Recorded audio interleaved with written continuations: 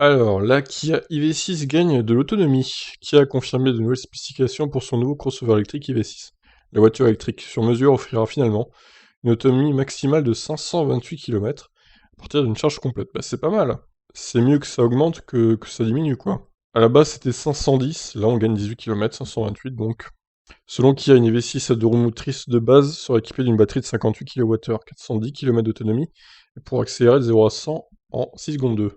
Avec le pack de 77,4 kWh, une EV6 peut même faire l'accélération en 0 à 100 en 5 secondes 2 et parcourir jusqu'à 528 km maintenant, donc pas de changement hein, pour la plus faible autonomie qui restera 410.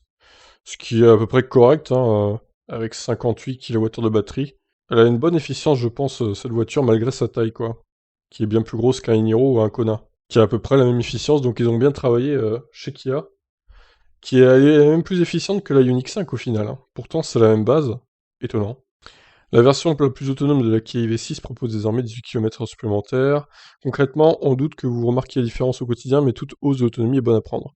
Nous aurions également apprécié 18 km supplémentaires sur la version de base, qui ne propose, elle, que 410 km. Ouais, mais bon, après, ils ont pas pu faire de miracle. Concernant les tarifs, les prix débutent pour l'instant à 47 990 € pour les V6 avec une batterie de 77,4 kWh et à partir de 55 790 € pour les V6 GT-Line.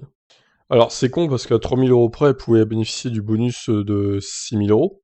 Donc, j'espère que Kia pourront faire une petite remise en concession pour qu'elle passe en dessous des 45 000 et bénéficier du bonus maxi. Franchement, ça serait un bon plan, ça. Ils ont fait la même chose pour la Volkswagen Long Range avec les 3 Long Range, donc je vois pas pourquoi ils pourraient pas faire la même chose pour la Kia EV6, pour s'aligner. Ça pourrait être un bel avantage. La version sportive donc débutera à 67 000 € quand même. Pour rappel, la voiture sera livrée à partir du 4e trimestre de cette année, soit à partir du mois d'octobre 2021. En comparaison, la Model 3 Grande Autonomie, proposée à 53 000 €, offre une impressionnante autonomie de 614 km WLTP. Ouais, elle reste largement devant en termes d'autonomie.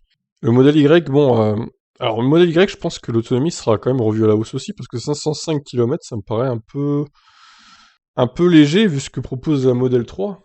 Donc peut-être que le modèle Y aura 530, 525, 530, autour de ce que proposera l'IV6, je pense. Donc voilà, franchement, si je devais choisir entre la Kia et la Ioniq 5, je prendrais peut-être plus la Kia, pas la Hyundai cette fois.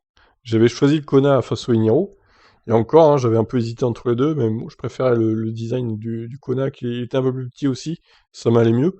Mais là, franchement, la Kia, je la trouve mieux, quoi. En termes de prix, en termes d'efficience et de design aussi. Donc voilà. Bah écoutez, bonne nouvelle hein, pour Kia en tout cas. Ciao ciao.